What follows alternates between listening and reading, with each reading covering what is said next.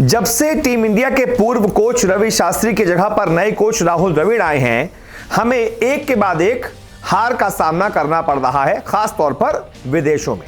अपने देश में तो सभी जीतते हैं, लेकिन विदेशों में, जैसे कि साउथ अफ्रीका में टीम इंडिया पहले टेस्ट सीरीज हार गई, फिर वनडे सीरीज हार गई। अब इंग्लैंड में इकलौता टेस्ट था।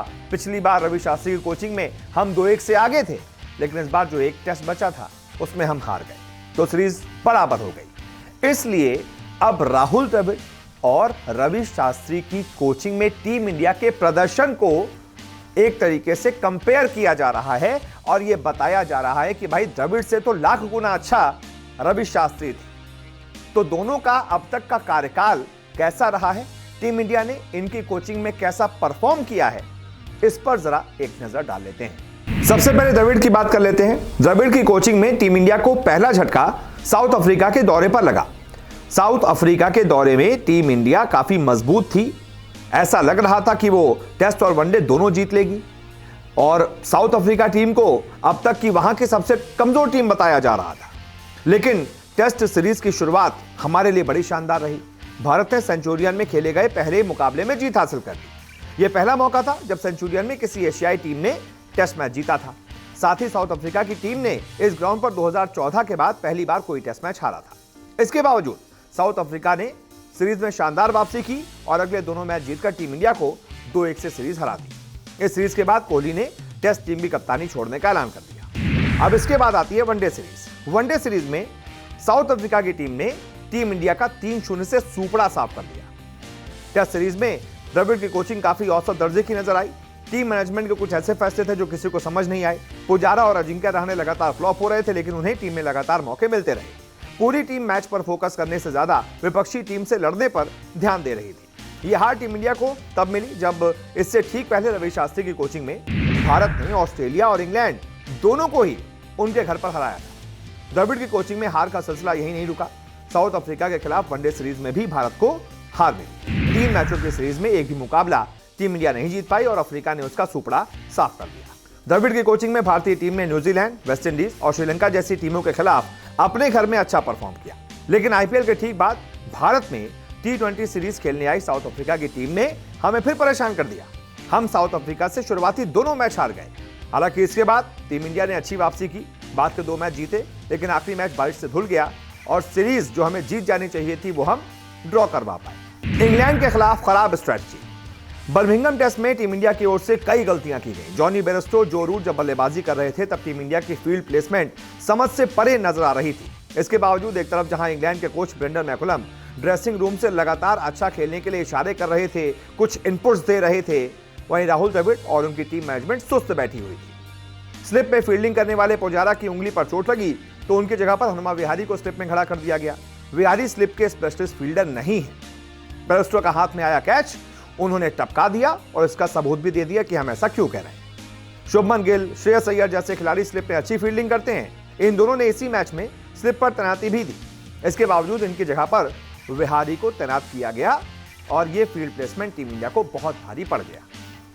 साथ ही जब भारतीय बॉलर गेंदबाजी कर रहे थे तो फील्ड को पूरी तरह से खोल दिया गया। बल्लेबाज रन पर रन बनाए जा रहे थे और टीम इंडिया हाथ पर हाथ रखकर मैच देखती जा रही थी। 3 दिन तक मैच में बढ़त लेने के बावजूद भारत को हार का सामना करना पड़ा और कोच द्रविड़ मूक दर्शक बने रहे। अब आ जाते हैं शास्त्री की कोचिंग पर।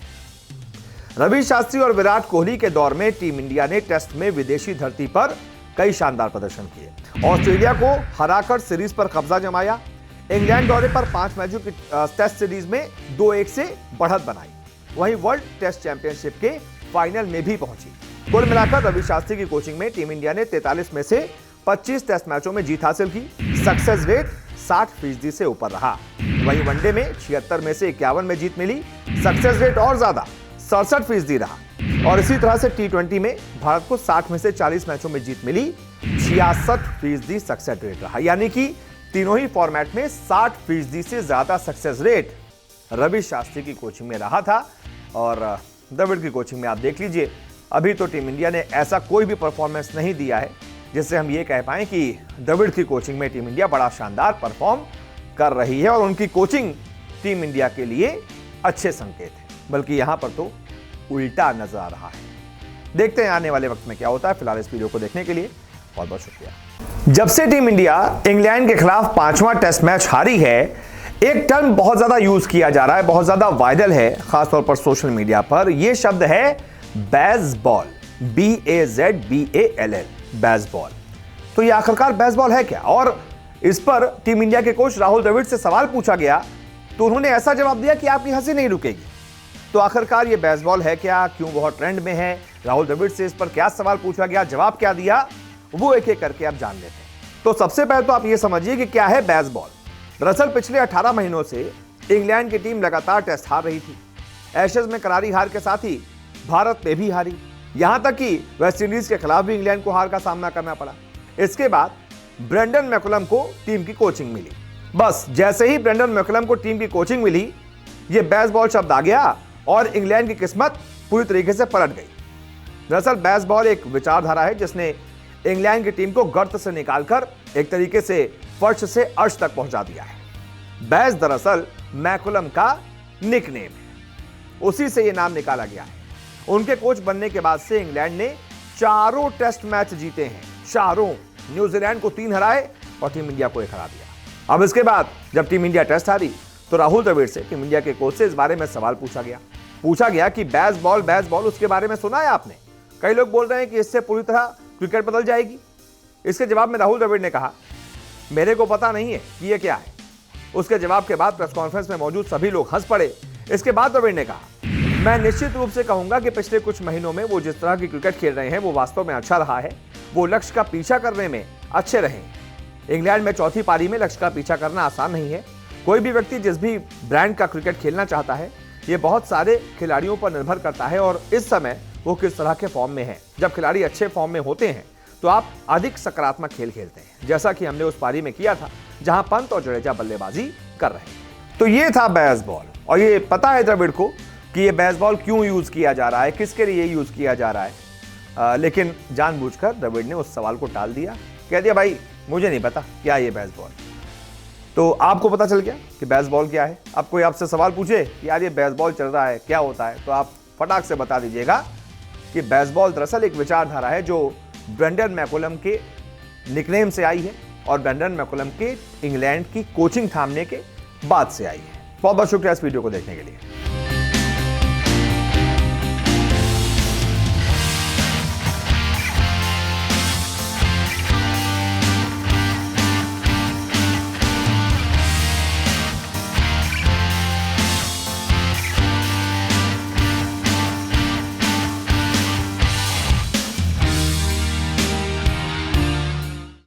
इस दौर के क्रिकेट में फैब 4 की बात होती है। फैब 4 यानी कि Joe Root, Virat Kohli, Kane Williamson, Steve Smith. इन फैब 4 में पिछले 2 साल में आप मानकर चलिए, जनवरी 2021 के बाद से जो रूट बहुत ज्यादा आगे निकल गए हैं और बाकी के जो 3 हैं वो बहुत ज्यादा पिछड़ गए हैं। और जो रूट तो 28वां टेस्ट शतक जड़ने के बाद एक ऐसा कारनामा करने वाले हैं कि सिर्फ 9 रन दूर हैं वो सचिन तेंदुलकर के उस बड़े कारनामे को, उस बड़े रिकॉर्ड को तोड़ने से। 9 रन बनाते ही जो रूट सचिन का भी एक बड़ा रिकॉर्ड तोड़ देंगे। और बाकी के कहां हैं, तो यही जरा समझ लेते हैं कि आखिरकार कौन कहां है। फैब 4 में पिछले 2 सालों में किसने कैसा प्रदर्शन किया है। इसमें सबसे पहले बात कर लेते हैं जो रूट की, जो इन चारों में सबसे ऊपर है, नंबर 1 पर है। इस कैलेंडर ईयर में जो रूट अपना 5वां शतक पूरा कर चुके हैं और इसके साथ ही उन्होंने टीम इंडिया के पूर्व कप्तान सुनील गावस्कर को पीछे छोड़ते हुए भारत इंग्लैंड टेस्ट सीरीज में दूसरे सबसे ज्यादा रन बनाने वाले रिकॉर्ड को अपने नाम कर लिया है। 2012 के बाद से इस टेस्ट प्रतिद्वंदिता में 25 मैचों में जो रूट ने 63.15 की औसत से 2526 रन बना डाले। गावस्कर ने इंग्लैंड के खिलाफ 38 टेस्ट मैचों में 2483 रन बनाए थे। रूट अब केवल महान बल्लेबाज सचिन तेंदुलकर के 2535 रन के स्कोर से ही पीछे हैं, यानी कि 9 रन बनाते ही जो रूट सचिन के इस बड़े वर्ल्ड रिकॉर्ड को भी अपने नाम कर लेंगे। यह टेस्ट क्रिकेट में भारत के खिलाफ उनका 9वां शतक भी था, जो एक टीम के खिलाफ किसी भी बल्लेबाज द्वारा अब तक का सबसे ज्यादा है। उन्होंने इस मामले में ऑस्ट्रेलिया के दिग्गज पोंटिंग को भी पीछे छोड़ दिया है, जिनके नाम 29 टेस्ट में 8 शतक थे जो उन्होंने टीम इंडिया के खिलाफ लगाए थे। अब जो रूट ने 28 टेस्ट मैच में ही 9 शतक टीम इंडिया के खिलाफ लगा दिए। तो जो रूट एक अलग फॉर्म में चल रहे हैं, खास तौर से जनवरी 2021 के बाद से बीते 2 सालों में। और इसमें विराट कोहली सबसे पीछे हैं, क्योंकि टेस्ट में बॉलने से कुछ ज्यादा रन्स भी नहीं आए और इसके अलावा सेंचुरीज भी 0 हैं, 0। केन विलियमसन इसके बाद नंबर 3 पर हैं, क्योंकि उन्होंने रन्स तो बनाए हैं और सेंचुरी भी 1 लगाई है। उसके बाद हैं स्टीव स्मिथ, जिन्होंने 1 ही सेंचुरी लगाई है 2021 के बाद से। तो ये हम कह सकते हैं कि कहाँ 1-1 century Steve Smith, Kane Williamson 1-1 century जनवरी 2021 के बाद से, विराट कोहली 0 सेंचुरी, और कहाँ 11-11 सेंचुरी। इसलिए आप देख लीजिए कि अभी के दौर के टेस्ट क्रिकेट में जो रूट कहां पर है और ये बाकी के 3 कहां पर है, क्योंकि आपका रीसेंट फॉर्म ही आपको ये बताता है कि आप कितने बड़े बल्लेबाज हैं, कैसा फॉर्म चल रहा है, आप आगे क्या कर सकते हैं। तो उस हिसाब से जो रूट यहां पर है और बाकी के 3 यहां पर है। देखते हैं आगे आने वाले वक्त में क्या होता है। फिलहाल इस वीडियो को देखने के लिए बहुत बहुत शुक्रिया।